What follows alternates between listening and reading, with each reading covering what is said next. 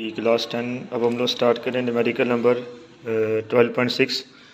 आपको मैंने अभी रिकॉर्डिंग शेयर की है चैप्टर नंबर 13 की और 18 की। तो अब मैं आपको शेयर कर रहा हूँ चैप्टर नंबर 12 के न्यूमेरिकल्स। ठीक है, आप लोगों ने इसको सुनना है ध्यान से कि आपको मैं क्या समझा रहा हूँ ये। ठीक है, an image is produce by the concave mirror of focal length 8.70 centimetre. कह रहा है कि आपके पास कॉनकेव मिरर की बात हो रही है। कॉनकेव मिरर का मतलब होता है कि इसके अंदर जो आपके पास फोकल लेंथ है पी और क्यू, पी का मतलब ऑब्जेक्ट और क्यू का मतलब इमेज, इन सब के जो साइन हमारे पास आते हैं वो पॉजिटिव आते हैं। क्यों? क्योंकि इमेज आपके पास सामने बनती है। The object is 13.2 centimetre tall and at a distance of 19.3 centimetre from the mirror. कह रहा है कि आपके पास जो ऑब्जेक्ट है उसकी जो हाइट है, अब देखो टॉल का मतलब होता है height of the object given है 13.2 and at the distance of 19.3 centimetre from the mirror. Distance का मतलब कि पी गिवन है आपके पास। Find the location and height of the image. Location का मतलब होता है कि आपने यहाँ पे क्या निकालना है, क्यू निकालना है, और हाइट ऑफ द इमेज का मतलब एच आई निकालना है। ठीक है, और बी गिवन है find the height of the image. कह रहा है कि आपने हाइट ऑफ द इमेज निकालना है जो किससे बना है, मिरर से बना है, और उसमें जो ऑब्जेक्ट आपके पास है, जो पी आपके पास है वो ट्वाइस है। मतलब जो पी आपके पास है वो 2p है। अगर ऑब्जेक्ट आपके पास जो पी आपके पास 2p बन गया है तो उस वक्त हमारे पास हाइट ऑफ द इमेज क्या आएगी वो निकालेंगे। पहले हम ए पार्ट करते हैं। गिवन क्या क्या आपके पास फोकल लेंथ गिवन है 8.70 centimetre. Height of the image बताया मैंने अभी आपको, हाइट ऑफ द ऑब्जेक्ट कितनी गिवन है 13.2, और डिस्टेंस का मतलब पी गिवन है 19.3। तो आपने क्यू निकालना और एच आई निकालना है। उसके लिए आपको मिरर फार्मूला अप्लाई करना पड़ेगा। मिरर फार्मूला अप्लाई करने के बाद अब आपने करना ये है कि मुझे क्यू निकालना है, तो उसके लिए क्या करना पड़ेगा, मुझे पी क्यू एफ के साथ तीनों को मल्टीप्लाई करना पड़ेगा। सारी वर्किंग वे वाली है। अब मुझे क्या करना है, यहाँ से क्यू को सेपरेट करना है। तो ये जो क्यू एफ है इसको मैं लेकर लेफ्ट हैंड साइड पे, ये P Q minus Q F हो जाएगा। ठीक है, यहाँ से क्यू मैंने कॉमन निकाल लिया, पी एफ ऐसे ही रहेगा। अब ये जो पी आपके पास है, ये जो आपके पास है पी माइनस एफ, इसको मैं ले गया कहाँ पे, राइट हैंड साइड पे, क्योंकि मुझे क्यू निकालना था। वैल्यू पुट की सबकी, जवाब क्या आ गया 15.84 सेंटीमीटर। आगे मैंने निकालना है हाइट ऑफ द इमेज। ठीक है, हाइट ऑफ द इमेज के लिए आपने सबसे पहले मैग्नीफिकेशन का फार्मूला अप्लाई करना है। Height of the image divided by height of the object. आपको पता है कि जो आपके पास हाइट ऑफ द इमेज है उसकी दूसरी वर्डिंग क्या होती है हमारे पास, अगर हम बताएं आपको, अगर हम देखें तो क्या होता है, हाइट ऑफ द इमेज किसके बराबर होता है, क्यू के, और हाइट ऑफ द ऑब्जेक्ट किसके बारे में, पी के बारे में। तो इस पूरे को उठा के मैंने जो एम है ख़त्म कर दिया। अब ये इन दोनों को कंपेयर कर लिया आपस में, क्योंकि तीनों कंपेयर हैं। तो मैंने क्या किया कि इन दोनों को मैंने आपस में कंपेयर कर लिया। इधर यहाँ से मैंने हाइट ऑफ द इमेज की जगह कॉपी किया। हाइट ऑफ द ऑब्जेक्ट की वैल्यू क्या आपके पास, ये आपके पास गिवन है 13.2, ये वैल्यू पुट कर दी। क्यू की जगह क्यू की वैल्यू, पी की जगह पी की वैल्यू। अब जो आपने निकालना है हाइट ऑफ द इमेज, अब करना ये है कि जो 13.2 है इसको मैं लेकर लेफ्ट हैंड साइड पे सबको मैंने मल्टीप्लाई किया, डिवाइड किया, जवाब क्या देगा 10.83 सेंटीमीटर। बी पार्ट कह रहा था अगर पी आपने डबल कर दिया है तो फिर हमारे पास क्यू की वैल्यू क्या आती है। तो अगर पी आपके पास डबल है, P is equal to 2p, तो पी की जगह पी की वैल्यू, इसको मल्टीप्लाई कर दिया 2 के साथ, तो जवाब क्या देगा 38.6 सेंटीमीटर। और एफ़ आपने वही इस्तेमाल करना है पुराना वाला, F is equal to 8.70 centimetre. इस वक्त क्यू कैसे निकालेंगे हम लोग, तो सबसे पहले करना ये है कि 1/f is equal to 1/p plus 1/q। अब जहाँ पे आपके पास जो 1/q है इसको मैंने चेंज नहीं करना, मैंने 1/p को लेकर जाना कहाँ पे, लेफ्ट हैंड साइड पे। तो इसके साथ साइन किया प्लस का है, तो ये क्या हो जाएगा आपके पास, माइनस हो जाएगा। ठीक है, 1/f माइनस 1/p। 1/q को चेंज नहीं करना है, मैंने 1/p को लेकर कहाँ पे, लेफ्ट हैंड साइड पे। तो इसके साथ साइन प्लस था, ये क्या हो जाएगा, माइनस हो जाएगा। अब आपने करना ये है कि यहाँ पे मैंने q निकालना, तो क्या करना पड़ेगा, p को मल्टीप्लाई कर दिया 1 के साथ, क्रॉस मल्टीप्लाई, f को कर दिया मैंने 1 के साथ। तो इसका एलसीएम क्या बन गया आपके पास, f मल्टीप्लाई बाय p। ये मैथमेटिक्स आपने सबने पढ़ी हुई है कि p को जब हम लेते हैं एलसीएम, तो इसका मतलब ये है कि f मल्टीप्लाई p, ये एलसीएम आ गया इसका।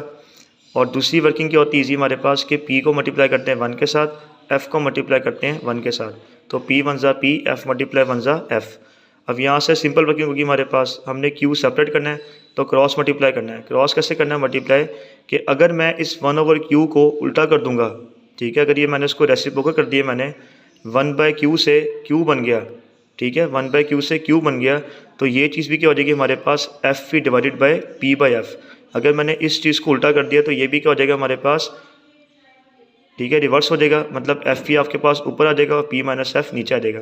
वैल्यू पुट की सबकी मैंने, एफ़ की जगह एफ़ की वैल्यू, और पी आपने निकाला अभी क्या निकाला है 38.6, उसकी वैल्यू पुट कर दी है, पी की जगह पी की वैल्यू, और ये पी आपने वो पुट की वैल्यू जो आपने उसको डबल किया था। यहाँ पे डबल केस में हमारे पास जो है वो हमने निकालना था क्यू की वैल्यू, ठीक है। तो यहाँ पे क्यू की आ जाएगी 11.23 सेंटीमीटर। अब आपने निकालना है हाइट ऑफ द इमेज। क्या निकालना है? Height of the image. आपको पता है कि जब हाइट ऑफ द इमेज हमारे पास निकालेंगे तो उसके लिए जब हमने पी की वैल्यू चेंज की है, जब आपने पी की वैल्यू चेंज की है तो इसका मतलब ये है कि इमेज के अंदर ही फ़र्क आएगा। जब आपने ऑब्जेक्ट को डबल कर दिया है, मतलब उसकी जगह आपने डबल कर दी है, तो इसका मतलब ये है कि जो क्यू की वैल्यू है उसके अंदर भी हमारे पास चेंज आएगा, ठीक है। अब height of the object given है, हाइट ऑफ द इमेज आपने निकालना है, फार्मूला दोबारा अप्लाई किया। अब इसमें जो आपके पास हाइट ऑफ द इमेज है उसको मैं कहाँ ले गया, जाके मल्टीप्लाई कर दिया। तो क्यू की जगह क्यू की वैल्यू आपने ये वाली पुट करनी है, क्यू की वैल्यू, और पी वाली कौन सी पुट करनी है, ये वाली, और हाइट ऑफ द इमेज कौन सी पुट करनी है, ये वाली। सबकी वैल्यू पुट की जवाब क्या देगा 3.84 सेंटीमीटर, ठीक है। तो 12.7 भी आप लोगों ने किया हुआ था और 12.8 आपने करना है, ठीक है। एन ऑब्जेक्ट बल्कि 12.8 भी आप लोगों ने किया हुआ है। आगे मूव करते हैं 12.9 के ऊपर।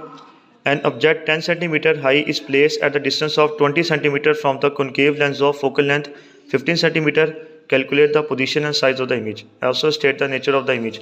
अब कॉनकेव लेंस की बात हो रही है, इसका मतलब ये है कि जो आपके पास कॉन्वेक्स लेंस होता है उसके अंदर इमेज आपके पास क्या बनती है, आगे बनती है, और जो कॉनकेव लेंस है उसके अंदर इमेज पीछे बनती है, ठीक है। जब इमेज आपके पास पीछे बनेगी तो इसका मतलब ये है कि इसके अंदर जो आपके पास क्यू का जवाब आता है वो नेगेटिव में लेके आना। आपने किस में लेके आना है? नेगेटिव में, बल्कि जवाब खुद ही ऑटोमेटिकली आपका नेगेटिव में आ जाएगा। अब इसमें देखें ऑब्जेक्ट 10 सेंटीमीटर हाई, तो क्या मतलब है, height of the object given है 10 सेंटीमीटर, इस place at a distance of 20 centimetre. Distance का मतलब ये है कि पी वैल्यू गिवन है 20 सेंटीमीटर, और फोकल लेंथ हमेशा क्या आती है, नेगेटिव आती है। क्यों? क्योंकि हमारे पास जो क्यू जब हमारे पास नेगेटिव आएगा, जब इमेज हमारे पास नेगेटिव आती है, क्योंकि इमेज पीछे बनती है, विजुअल बनती है हमारे पास। विजुअल का मतलब होता है कि जो फोकल लेंथ है वो नेगेटिव में आएगी, ठीक है। तो आपने यहाँ पे साइन डालना कौन सा, नेगेटिव। क्यों? क्योंकि कॉनकेव लेंस की बात हो रही है, इमेज हमेशा पीछे बनती है, तो फोकल लेंथ भी क्या बनेगा, इसका पीछे बनेगा, ठीक है। फाइंड करना है इसके अंदर पोजीशन का मतलब क्यू निकालना है, इसमें इमेज की बात कर रहा है तो पोजीशन का मतलब क्यू निकालना है, साइज ऑफ द इमेज का मतलब हाइट ऑफ द इमेज निकालनी है, और नेचर बताना है हमारे पास कि नेचर क्या आता है, ठीक है। सबसे पहले हम क्या करेंगे, आपने मिरर फार्मूला अप्लाई करना है। अब मुझे क्यू निकालना पड़ेगा। सारी वर्किंग सेम जो मैंने बताई अभी आपको 12.5 के अंदर 6 के अंदर सेम वर्किंग वो होगी हमारे पास। कैंसिल करने के बाद अब आपने करना ये है कि जो क्यू एफ है इसको मैं ले गया कहाँ पे, लेफ्ट हैंड साइड पे, ठीक है। यहाँ क्यू कॉमन निकाला है मैंने, P F minus F divide कर दिया हुआ जाके, सबकी वैल्यू पुट कर दी, जवाब क्या देगा -8.57। उसके बाद निकालना हाइट ऑफ द इमेज। उसके लिए आपने क्या करना है, आपने फार्मूला अप्लाई करना है, एच ओ जाके मल्टीप्लाई हो गया, मैंने हाइट ऑफ द इमेज निकालना है, तो उसके लिए मुझे हाइट ऑफ द ऑब्जेक्ट को जाके मल्टीप्लाई करना है कहाँ पे, राइट हैंड साइड पे। सबकी वैल्यू पुट की तो जवाब क्या देगा 4.28 सेंटीमीटर। 4.28 सेंटीमीटर का मतलब होता है कि इमेज आपके पास वर्चुअल बनेगी। आपको पता है कि कॉनकेव लेंस है तो आपको पता है कि वर्चुअल बनती है, डायरेक्ट बनेगी, और डिमिनिश का मतलब कि ना होने के बराबर। अगर तो हमारे पास यहाँ पे 4 अगर हम होते हैं 10 सेंटीमीटर, तो 10 सेंटीमीटर का मतलब होता है कि इमेज आपको नज़र आएगी, तो इमेज क्या आएगी, आपको नज़र आएगी, ठीक है। तो जितनी वैल्यू कम हो रही है हमारे पास, जितना हम ऑब्जेक्ट को दूर लेके जाएंगे, जितनी हमारे पास इमेज दूर बनेगी, इसका मतलब ये है कि वो वर्चुअल बनेगी, मतलब लेंस के पीछे बनेगी। डायरेक्ट का मतलब होता है कि सीधी बनेगी, और डिमिनिश का मतलब होता है ना होने के बराबर। अब हम स्टार्ट करें numerical number 12.10। A convex lens of focal length 6 centimetre is to be use to form the virtual image 3 times the size of the object. कह रहा है कि एक कन्वेक्स लेंस है, उसकी फोकल लेंथ 6 सेंटीमीटर है, और हमने उसको इस्तेमाल किया क्या करने के लिए, वर्चुअल इमेज बनाने के लिए, जो 3 गुना ज़्यादा होगी किससे, साइज़ ऑफ द ऑब्जेक्ट। इसका मतलब ये है कि जो साइज़ ऑफ द ऑब्जेक्ट है उससे 3 गुना ज़्यादा क्या बनेगी, हमारे पास वर्चुअल इमेज बनेगी। वो इमेज जो आपके पास लेंस के पीछे बनानी है आपने, ठीक है। अब वो जो लेंस, बेशक हमारे पास कन्वेक्स लेंस है, इसमें इमेज क्या बनती है, रियल बनती है, लेकिन हमने क्या करना है, हमने जो है वो कंडीशन ली हुई है कि जो इमेज है वो क्या बनेगी, आपके पास वर्चुअल बनेगी, ठीक है। अब वर्चुअल कैसे बनेगी आपके पास, वो देखते हैं हम लोग।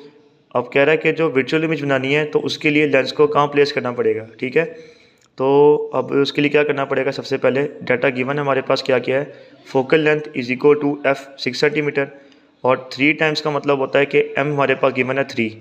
अब ए पार्ट निकालना है हमारे पास, डिस्टेंस ऑफ ऑब्जेक्ट, मतलब ये कि लेंस को कहाँ प्लेस करना है।